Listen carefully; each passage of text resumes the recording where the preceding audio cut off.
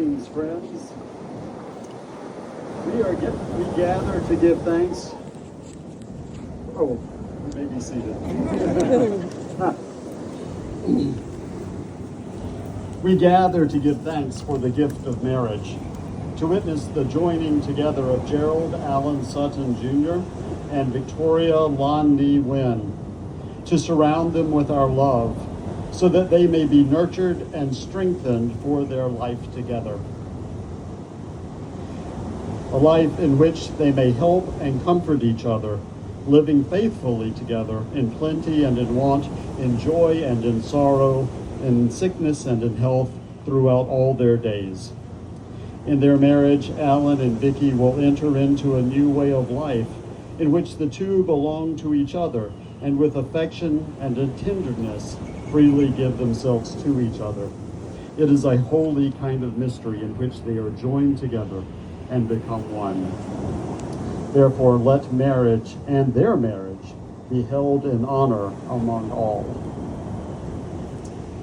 Vicki, you have been formed and fashioned for a life of love and relationship.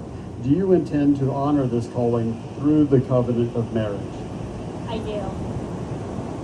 And Alan, you have been formed and fashioned for a life of love and relationship. Do you intend to honor this calling through the covenant of marriage? I do.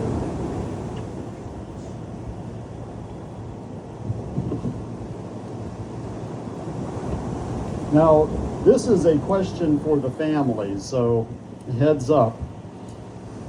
Do you, Alan and Vicki's families, give them your blessing and promise to do everything in your power to uphold them in their marriage? If so, please say resoundingly, please say, we do. We do.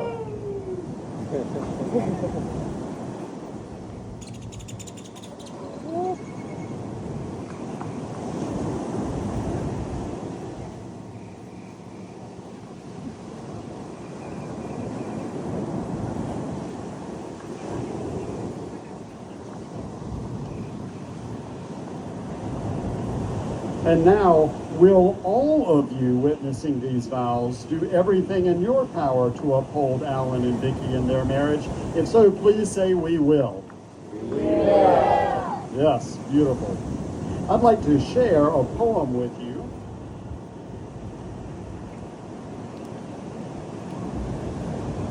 It is called Love's Dream.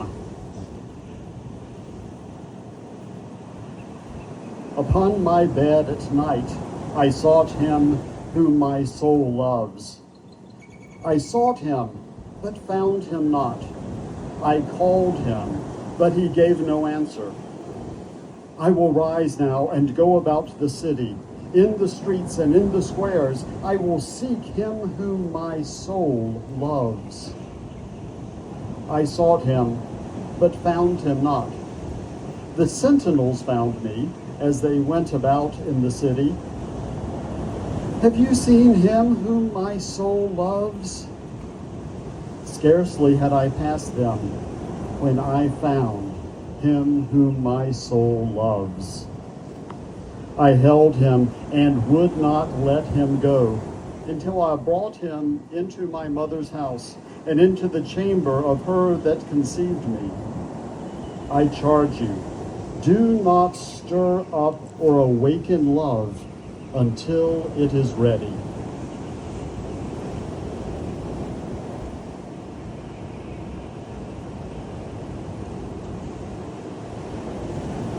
Alan, Vicki, family, and friends, in the poem,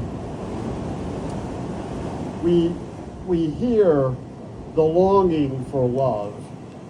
And we all know the longing to be loved, but the energy of the poet's pen is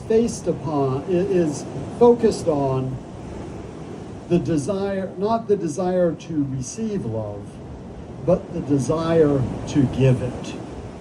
The longing to have someone whom we love. We hear that expression 4 times in the poem. he whom my soul loves. And the woman in the poem gets up and begins to search the streets. And we can hear the anxiety when she doesn't find it at first.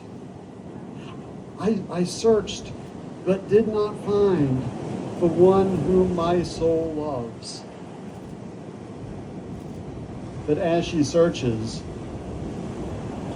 she searches the city, the streets, the courts, or the courtyards. Finally, she finds. And Vicki and Alan, you too searched. You searched Tinder. You searched Bumble. You searched Hinge. And finally discovered the one whom your soul loves. And I am so happy for you, and so are all your family and friends, and we are just delighted. We are delighted how you found each other on Hinge, and then full of love, it felt like as if you were unhinged. You know, just delighted and full of joy and excitement. And we pray that continues. It'll go up and down and wane over the years, but it's there for you to delight not only in being loved, but to delight in loving. You know, that expression that keeps coming up in the poem, the one whom my soul loves, or whom my soul can love, reminds us that love is something that comes from deep within, deep down, where we love with the deepest parts of who we are and all of who we are. And we long for you to have that love and that kind of life together. In the poem, when she finds her love, she grabs hold of him and will not let go until she takes him into the home of her mother. Well, you have grabbed hold of each other and brought each other into this place where family and friends gather to love and support you. And guess what? Well, you probably already know this, but there's probably going to be a lot of advice around. And this poem shares some advice too at the very end.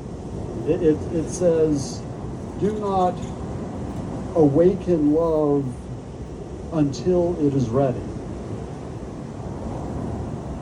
Well, it's too late for that.